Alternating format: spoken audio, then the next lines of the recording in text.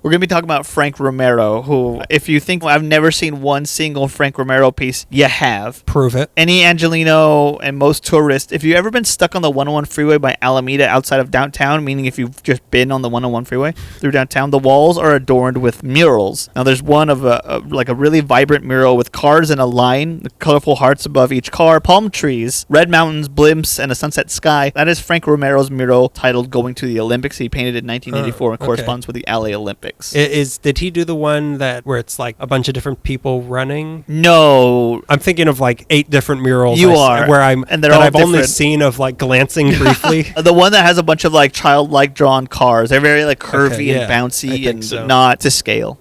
And completely not going to be approved by the people at GM. Ford will not say yes to this. Frank Romero is one of those pioneers of Chicano LA art. His art is really colorful. It's dominated by expressive, wavy lines, so there isn't a lot of stillness in what he paints. They always feel like they're fluid. There's a lot of movement in them. Even the cars he draws, like I said, there aren't a lot of straight edges or corners. It's very curvy. He draws lowriders and old cars, so lots of curves, lots of round shapes to them. Lots of palm trees, lots of cars. His art and many of his works are steeped in Chicano history and LA history. He draws narrative scenes, which I think has him stand out from his peers a little bit more. Frank Romero was born in July of 1941 in Boyle Heights, another hometown hero. His mother was 14 and his mother is, sorry. Oh, God. Yeah, sorry. This story almost got really sad. His mother was one of 14 and his roots into Boyle one of Heights 14-year-olds. They're all 14 plits. They're fortnightlets. So his roots go into Boyle Heights very deep. As he said, I had hundreds of cousins. Everybody in the neighborhood was a relative. For Thanksgiving, they would sit 15 at a time at a table, and they would just eat in shifts all day at my grandmother's house. Wait, grandfather's house. They would do Thanksgiving in shifts? Yeah, we did that growing up. I was about to say you did that in the house that I grew up in. We would do Thanksgiving and Christmas in shifts. So it would be like, okay, the Galvans and the whoever's at 3:00 who will reconvene, and it'll be the Gonzaleses. Yeah, people will be making a second dinner. So crazy. Everybody partying right now and drinking in the yard. Just know in about an hour. Okay, so the people wouldn't just come at different times. No. You'd be all Tell me at the about same your childhood.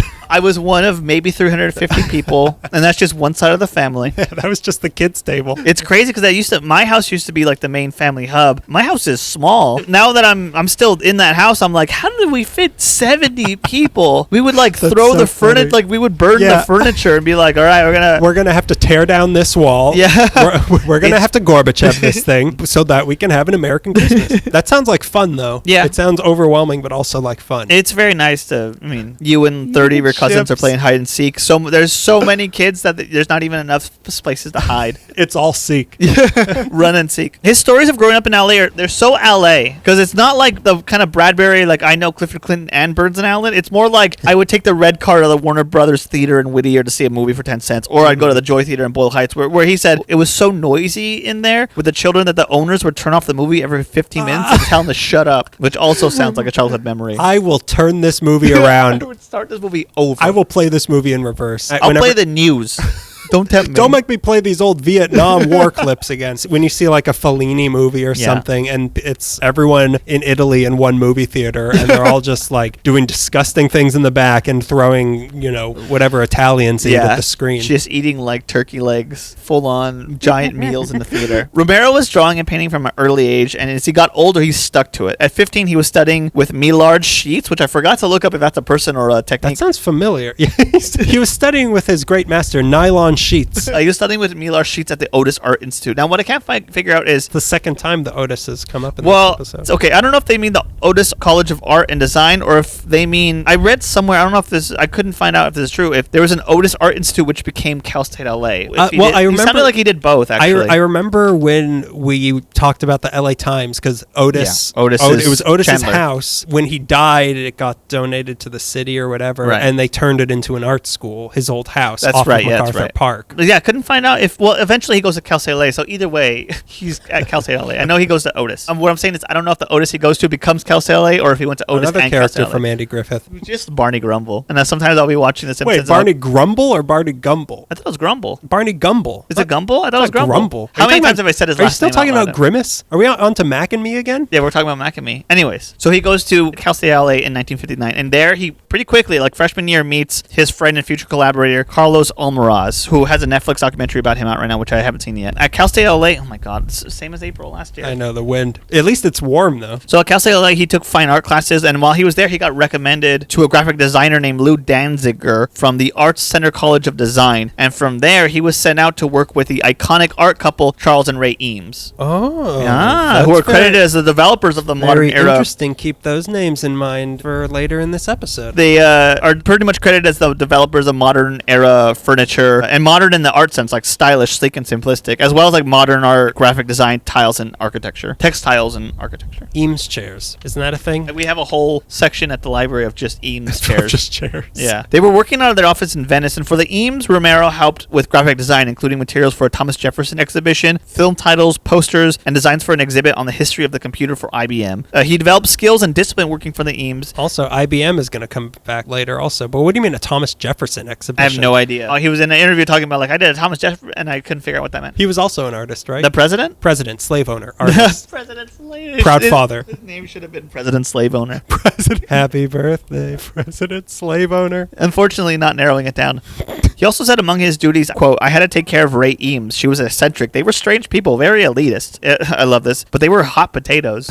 Is that a compliment or an insult? No idea. I really have fallen in love with Frank Romero just on those stuff he talks about and how he talks about it. I don't want to speak out of turn about these people, but they're a prime rib dinner. Hot potato can't be a good thing. I don't know, because it sounds what's the game hot potato is that we keep tossing you back and forth because it's hurting you. Yeah, so they hurt him. They're abusive. I want to say that it's something gross. I bet they were into some weird stuff. Yeah. Eames French fries in places. French fries in places you could never imagine. From working with the Eames, he went on to work for a man named Tom Wilkes, doing design work for A&M Records, where he said he met Karen Carpenter, who crafted all of the Eames chairs. Yeah, Karen Carpenter.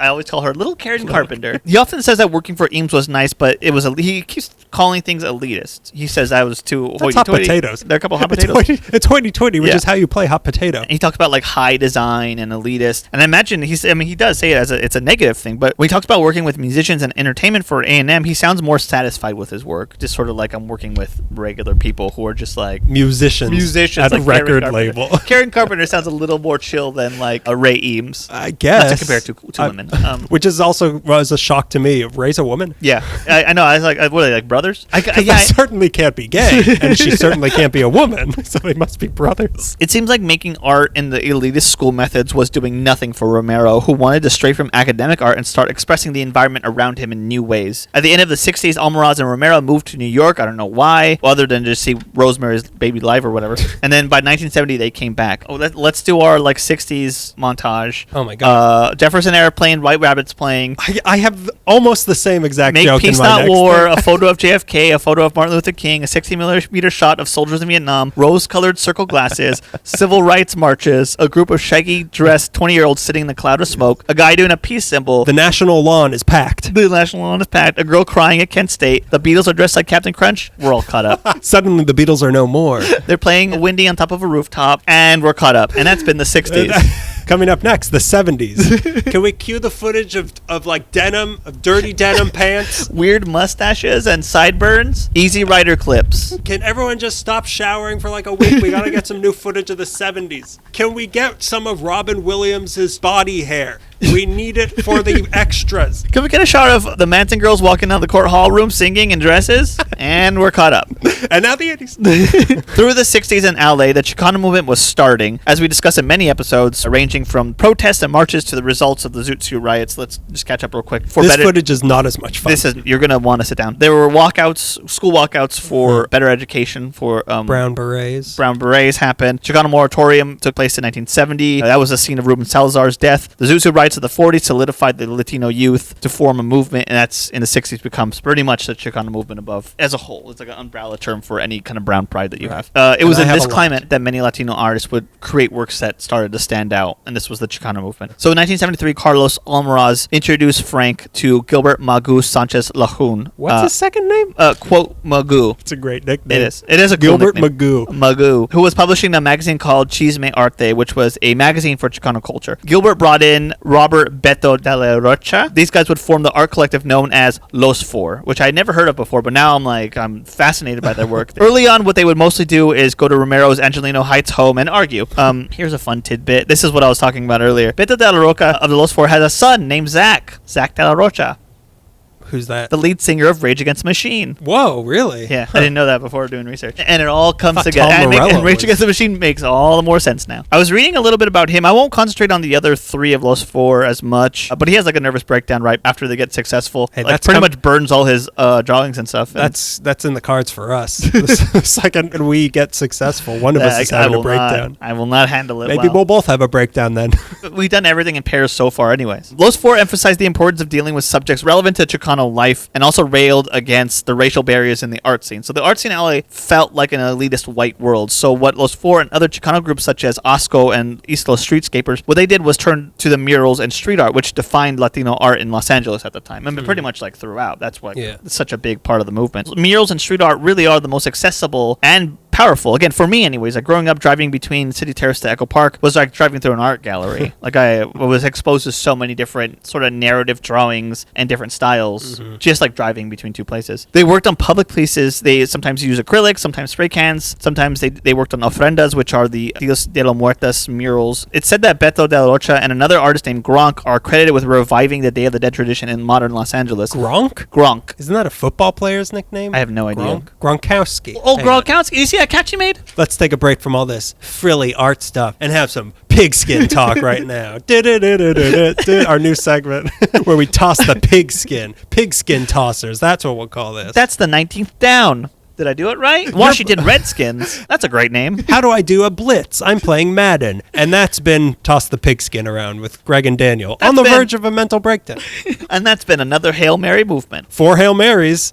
So these two, Beto and Gronk, are pretty much credited with reestablishing Day of the Dead in L.A. Sure. The two decided to celebrate Day of the Dead by dressing up in traditional skeleton costumes and going to Evergreen Cemetery. The tradition started off small and was described as, quote, a few weird artists doing a weird thing, but it continued on. Wait a minute. I know skeletons and all that stuff is part of it, but dressing up like a skeleton is also part of it? Like a glow-in-the-dark? No, like painting your face. Okay, I thought you with meant different designs. I thought you meant like a child's pajama costume of like what I tend to wear at what you wear. what I've worn to a live show for us. Yes, in your children's pajamas. Los Four became Los Five when Judith Hernandez joined them a little bit later in the 70s or mid 70s, I guess. As well as being a Chicana painter, she was also an illustrator for Aztlan Journal and was the illustrator for the first volume of poetry by the celebrated Mexican-American poet Alurista. Los Four, led by Lujan, was also having their own Chicano art shows that they would put on themselves, and groups like Osco, Los Four, and East Los Streetscapers were responsible for bringing Chicano street art and Mexican folk art traditions to the mainstream art world. In 1974, UC Irvine exhibited work from Los Four,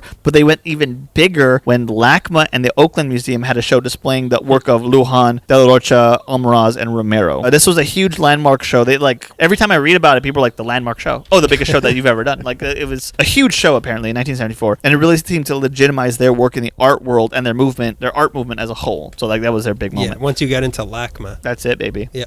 The group once you get into LACMA, you can't get me out of LACMA. You just try to get me out of LACMA. Oh, you're gonna knock it down? Okay, that's probably the best way to do it. I'm still there. I live in the Death Star now. Come find me. I'm the Phantom of the Death Star, which is a movie I would die to see. Yeah, that's the new Star Wars TV series. Dun, dun, dun, dun, dun. Also a guy in a mask. Go on. Also a guy in a mask. The group kept working and painting. One of their murals adorns the walls at Ramona Gardens. In 1979, Frank Romero was hired as the design director of the Los Angeles Community Redevelopment Agency, which we brought up, I think, last episode to talk about James M. Wood. He designed the first section of what was called the Broadway Sidewalk Project, which means between 3rd and 8th on Broadway in downtown, you could see a lot of Romero's work, which includes a couple murals and mostly tile work on the sidewalk, which he finished. He started in 79, he finishes in 1985. Not all the works are Romero's, but he led the project, which means it's all kind of approved by him, and he foresaw everything. It includes the incredible tile work on the sidewalk outside of Clifton's cafeteria, created by the Venetian Terrazzo and Mosaic Company in Los Angeles. I think he might have had some sections of that done, which he designed, but I don't know what part. Most of this info comes from a page on publicartinla.com. More of the sidewalk project was an ornate French-inspired design which graces the front of the LA Theater, 609 South Broadway. The zigzag and chevron designs embellishes the front of the Eastern Columbia building at 849 to 859 Broadway. The I love that McDonald's at 330. I love that building. South Broadway has a thing in front of it. And the All Right Shopping Arcade, which I couldn't find any information on. It's probably still there. I don't know if it's called anything else. On 4th. He did work for the St. Vincent Square as well as a sidewalk project. The thing we talked to that weird, that weird little cul-de-sac or whatever. Fantasyland. Fantasyland. In 1984, to prepare for the incoming of the world to our little itty-bitty city, artists were commissioned to... He joined the itty-bitty city committee? He did. Get out of here. Leave the microphone. I need it. Artists were commissioned to create murals on the 101 freeway through downtown LA, and Frank Romero was among them. I don't know why I never thought about this, but they had to paint them while the freeway was open, which would drive me crazy. The artists were like, yeah, you kind of just zone out for a while. Which is not a good thing to do when you're standing on the freeway. No, it's not. Among the muralists was Judith Baca, who would go on to paint the Great Wall mural around here. Yeah. She painted the woman in Marathon. Willie Heron, which is another fantastic Chicano muralist, was responsible for the wrestler mural that's there. By 1984, it's so interesting. This is 10 years after Los Four formed and Chicano muralism sort of took off. The city chose murals painted by some artists of that movement to represent the city to visitors, which I find is very important. Frank's mural going to the Olympics, I always enjoyed that because it was on just like a kid's level seeing the mural. I was in a line of cars looking at a mural of a line of cars and it looked like I was looking into a better life, which is like a pink sky and there's blimps and all the cars are cool. And then you look forward and there's someone throwing up over that bridge. Frank explained it represents the auto culture of Los Angeles in a joyous procession of cars, one of each for the Olympic rings, which I never thought about before. One car for each of the Olympic rings. Now's a good time to talk about his most prominent paintings. I got to see them. Mola had a show in Museum of Latin American Art in Long Beach in 2017, had a show of it called Dreamland, and I was there for that. I didn't know a lot about Frank Romero other than the mural that I liked on the freeway, but seeing his work up close on display really made me a fan of his. He calls himself a historian because his paintings are scenes, like these narrative moments. There's a painting of a bonfire called Bonfire at Evergreen Playground, which he painted in 2016. This depicts, I love this, and I'll get to it, but he says, this is quoting him, that depicts something from the 40s, 50s. Every Halloween, the city of Los Angeles would build a pyre of wood and then burn the whole thing to the ground. Every Halloween, which was not in any of the papers when I did that Halloween episode. Like the Wicker Man? Like the Wicker Man. Was someone inside? The mayor was inside every year? He's saying you wouldn't do that now because of fire hazards and pollution. That's incredible, though. More of the story that they would do that than the actual painting. But like, what was on the pyre? Just like disobedient kids, cops. I don't know. Anybody caught egging a house?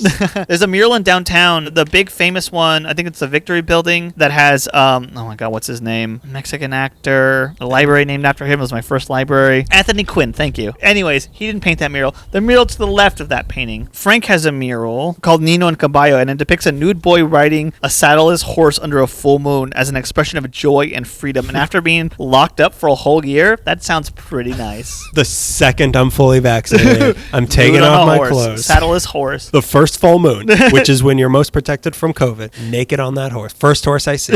And I see a lot of horses. To get to his more narrative ones that really were striking, he did the death of Ruben Salazar is depicted, police firing into the Silver Dollar Bar. He wasn't at the moratorium because he was like 3 years old, but the story, as it did with most of us, really deeply affects me. The colors are muted, but there are so many colors. It's got a really simple charm, but it's depicting something violent, and it's painted really colorful and playful, and that's sort of Romero's style, is to take something, make it vibrant, but it's like a scene of horror. Like Quentin Tarantino. Another painting is The Arrest of the Boleteros, which takes place at Echo Park Lake, where today there was another showdown. There's another arrest going on. Yeah. So it's a painting of police arresting and chasing street vendors with a very colorful background. Almost the same story. Another one is The Arrest of the Taco Wagon and an attack on culture. And so he has this whole like police brutality series, how police attack Mexicans and Mexican Americans and Latinos. And that's really what he concerns himself with for these bigger narrative pieces. I like the phrase taco wagon. Yeah, I like the idea of a wagon, like an old-timey wagon. Yeah, like he comes into town ringing a bell. Yeah, taco! The taco wagon's here! And there's like